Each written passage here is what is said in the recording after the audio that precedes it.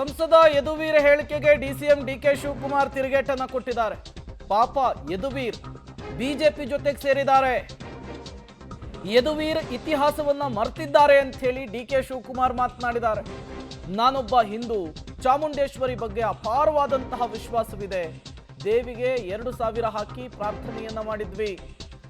ದೇವಿ ಆಶೀರ್ವಾದದಿಂದ ಗ್ಯಾರಂಟಿಯನ್ನ ಕೊಡ್ತಾ ಇದ್ದೇವೆ.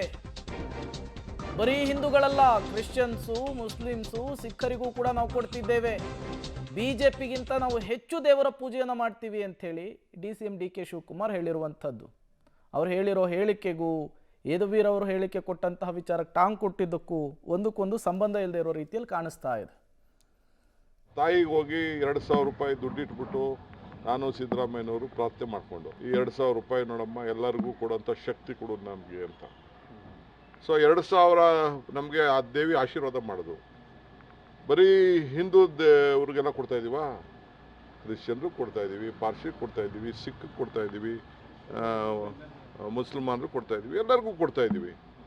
ಸೊ ಅದನ್ನೆಲ್ಲ ಇವೆಲ್ಲ ನಮ್ಮ ರಾಷ್ಟ್ರಧ್ವಜ, ನಾಡಧ್ವಜ, ಕರ್ನಾಟಕ ಧ್ವಜ, ಇವಕ್ಕೆಲ್ಲ ಕೂಡ ಜಾತಿ ಧರ್ಮ ಬಣ್ಣ ಕಟ್ಟೋದ್ರಲ್ಲಿ ಅರ್ಥ ಇಲ್ಲ.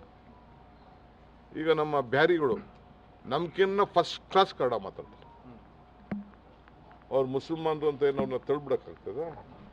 ಈಗ ನೆನ್ನೆ ನಾನು ಯಾವುದೋ ಒಂದು ವಿಡಿಯೋ ನೋಡಿದೆ, ಆ ಶ್ಲೋಕ, ಆ ತಾಯಿದು ಶ್ಲೋಕ ಎಷ್ಟು ಚೆನ್ನಾಗಿ ಪಠನೆ ಮಾಡ್ತಾ ಇದ್ದಾರೆ. ಕಲ್ತಾ ಇಸ್ ದೇರ್ ಲೈಕಿಂಗ್, ಅವರು ವಿಚಾರ ಅರ್ಥಕೊಂಡಿದ್ದಾರೆ, ಅವ್ರು ತಿಳ್ಕೊಂಡಿದ್ದಾರೆ. ಸೊ ಅದಕ್ಕೆ ನಾನು ಕೂಡ ಯದುವೀರ್ ಅವ್ರಿಗೆ, ನೀವು ಬಿ ಜೆ ಪಿ ಸೇರ್ಕೊಂಡಿರ್ಬೋದು, ಪಾಪ ಬಿ ಜೆ ಪಿಯವ್ರನ್ನ ನೀವು ಹೋಲೈಕೆ ಮಾಡಿ. ನಾನೇನು ಹಿಂದೂ ಅಂತ ನಾನು ಯಾರನ್ನೂ ಹೋಲೈಕೆ ಮಾಡೋಕ್ಕೆ ನಾನು ಮಾತಾಡ್ತಾ ಇಲ್ಲ. ಎಲ್ಲರಿಗೂ ಅವಕಾಶ ಸಿಗಬೇಕು. ಪ್ರಾರ್ಥನೆ ನಮ್ಮ ಸ್ವತ್ತಲ್ಲ, ನಮ್ಮ ಮನೆ ನಮ್ಮ ಸ್ವತ್ತು. ಯಾವುದು ಇದು ನಮ್ಮ ಸ್ವತ್ತು, ವೈಯಕ್ತಿಕವಾದ ಮನೆ. ಆದರೆ ಹಾಗಂತ ನಾನು ಪಬ್ಲಿಕ್ ಲೇಪಲ್ಲಿ ನಾನು ಎಲ್ಲರನ್ನೂ ಕರೀತೀನಪ್ಪ. ನೀವು ಹೇಳಿ, ಯಾವ ಹಿಂದೂ ದೇವಸ್ಥಾನದಲ್ಲಿ ಬೇರೆಯವ್ರನ್ನ ಬರಬೇಡ ಅಂತ ಹೇಳಿದ್ದಾರೆ ಹೇಳಿ? ಯಾವ್ದಾದ್ರು ಒಂದು ದೇವಸ್ಥಾನದಲ್ಲಿ ಹೇಳಿ. ಯಾವ ದರ್ಗದಲ್ಲಿ ಮಕ್ಕಾ ಮದೀನಾ ಅಲ್ಲಿ ಬಿಟ್ಟರೆ ಬೇರೆ ಕಡೆ ಎಲ್ಲೂ ಕೂಡ ಬರಬೇಡ ಅಂತ, ಯಾವ ಚರ್ಚಲ್ಲಿ ನಮ್ಮನ್ನ ಹೋಗ್ಬೇಡ ಅಂತ ಹೇಳಿದ್ದಾರೆ ಹೇಳಿ?